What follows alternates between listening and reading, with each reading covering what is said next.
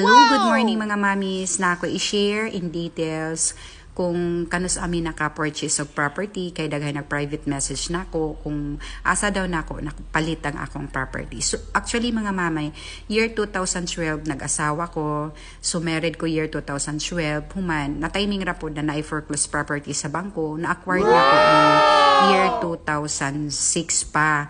So giutang na mo ni payable within 5 years until such time na fully paid o gipa-title na mo og naami plano na magbalay. So mao na ni siya ang proposed na mo na balay. Nagpahimo mi to story. Actually mami, gikan sa pagpalit sa among property na acquired year 2006, humam 5 years to pay.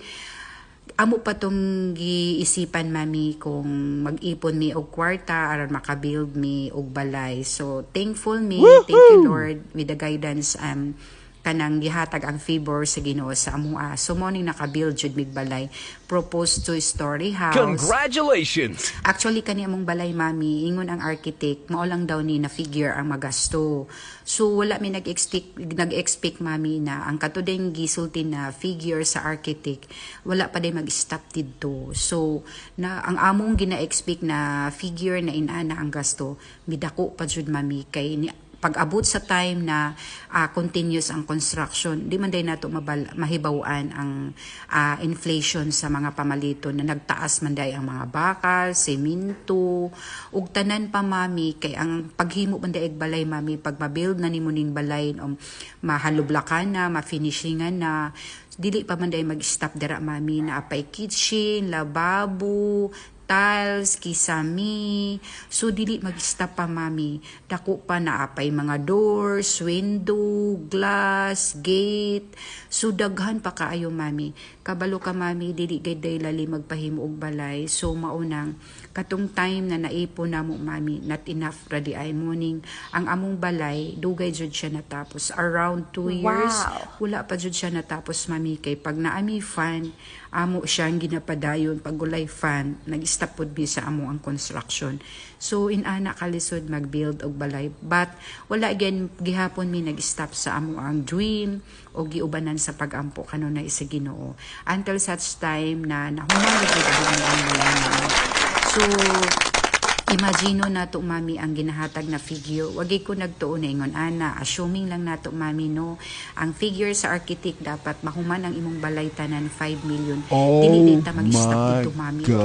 Ngano, kung mugasto ka og 5 million man ang labor day mami sa pagkonstruct ka nagikan pagsugod hantod paghuman. Imagino na nimo mami ang labor arang kamahal. So kung 5 million mami ang labor ana times 2 pa. So grabe ang gasto sa pagpahimo og sa balay. But before anything else, basta maningkamot ta.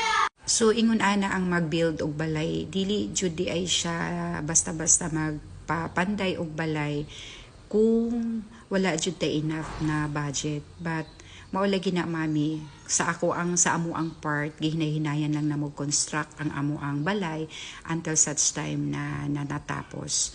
So mo na siya mami, pag makita nato atong balay na nakatindog na 85% ng tapos, murag medyo maibdan tagtunok mami no kay ay nanatay nakita sa ato ang mga kahago for pila ka years, 2 decade bago ta nakabalay. So ingon ana ka ano ang pagpahimo og balay.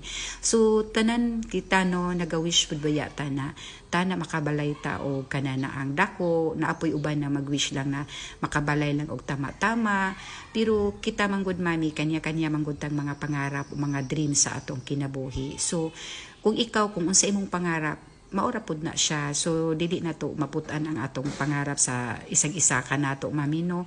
Kaya ako para sa ako dati pa suuna kay simpre pobre lang baya pud mami. So nag-dream jud ko na so kung mag-asawa ko, Lord, kay specific man gid ko mag-pray. Tani Lord makabalay ko og dako kanang dili ingon ani pareha na ani among balay na naami sa Ilaya. So hinaoton ta Lord pag ako ang mag-asawa, giyahan ko bunbunan ko nimo grasya o makabalay pud kog ingon ani. So kabalo ka mami, gumikan sa akong prayer.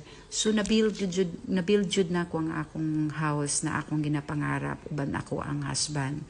So inaana lang gid mami, kasimple lang ako ang pangarap na ubanan sa pag-ampo wa joy posible tanan ihatag jud di ay sa Ginoo. Kana bitong daghan magtamay mandaot sa imuha, mag-lockdown kay they are feeling rich, taas ang ilang pananaw. So wala sila kabalo na ang katuhinong ginatamay nimo na tao mao dayto hinoy ginabli sa Ginoo. So mo lagi ginangingon nila ang taong magpaubos mao toy bunbunan og grasya sa Ginoo. Kaya iwasan jud nato na magpataas tao, magpasakit sa atong kapwa o iwasan sa nato nang magtamay ta sa atong isig katawo kay wala ta kabalo. Life is just a wheel. Kumbaga nag-turning around ta, nagalibot ang ato ang kung bulang kristal nagaikot na siya. So dili ka makabalo kung unsa ihatag sa Ginoo sa future nimo. So mao na mami, nalipay ko kay kami mag-asawa nakita na namo among ginapangarap na makabuild og balay na giwish pud sa uban na gusto makabalay. Mingon sila na ay nakabalay man kain ana dili man wala man ko nangarap anang balay na dako kay usay daghan pud baya mga inggitera, mga ochochera na negative kaayo ang mga mine, mga sit sa mine na ngano daw nagpabalay kog dako. O ang akong pangutana nganong magbuot ka na wala man ka naka-contribute pag-build sa akong balay. Ug naningkamot ko para makabalay ko ingon ani ug giubanan sa pag-ampo. Kay daghan man goy mga negativity sa surrounding nato. Once mag-start ka og balay, labi na ka nang ginapahibalo nimo sa ubang mga cousins, relatives, family or etc.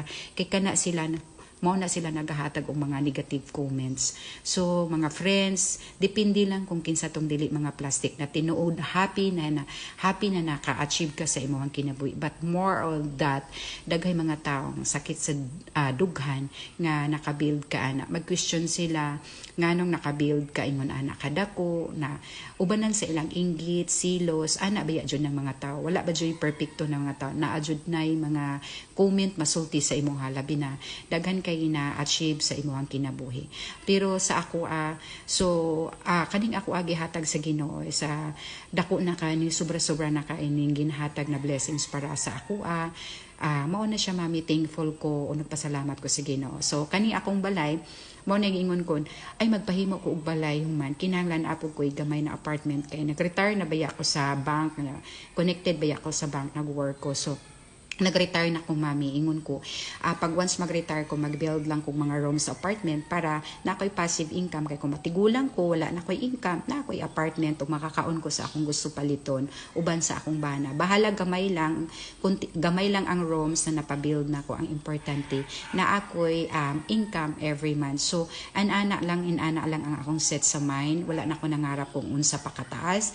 Ang akong gusto is na lang ko'y income, passive income na bisag di na ko magtrabaho, mag-work, makakaon gihapon ko. So finally, thank you Lord. So mao na ni ipakita nako akong balay, dili ingon na gipanghambog nako. So mao ni siya nahuman na jud sa kadaghan-daghan nagatamay, nagadaot, naga-question dinha kay gumikan sa ilang inggit ana. So wala na ko nag-revenge sa ilahang mga unsang mga sulti na negative surround sa ako. Basta ang importante wala ko nangayo, wala ko nangamhag sa inyo pagpahimo og balay, wala ko nangutang, ako ra ginahinayan until such time na nahuman akong balay.